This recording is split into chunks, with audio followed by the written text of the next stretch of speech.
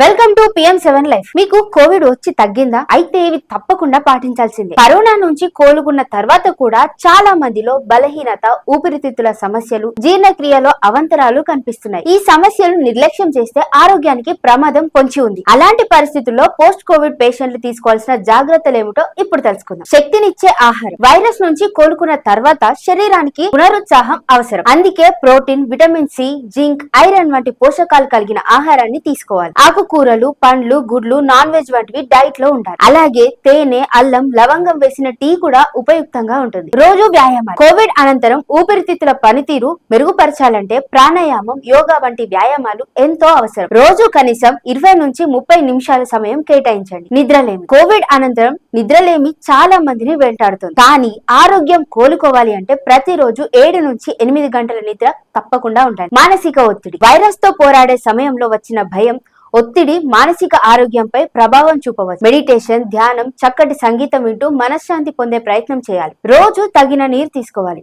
2 నుండి 3 లీటర్ల నీరు తాగడం ద్వారా శరీరంలోని హానికర పదార్థాలు బయటకు వెళ్లిపోతాయి. ఇది రోగ నిరోధక శక్తిని బలపరచడంలో సహాయపడుతుంది. ఆరోగ్య పరీక్షలు. బీపీ, షుగర్, ఊపిరితిత్తుల ఫంక్షన్, హిమోగ్లోబిన్ లెవెల్స్ వంటివి తప్పనిసరిగా పరీక్షించుకోవాలి. కొన్ని సమస్యలు బయటపడకుండా ఉండే అవకాశం. పొగ, మద్యం. ఇవి కోవిడ్ తర్వాత ఊపిరితిత్తుల ఆరోగ్యంపై తీవ్ర ప్రభావం చూపుతాయి. పూర్తిగా మానేయడం ద్వారా ఆరోగ్యం వేగంగా కోలుకుంటుంది.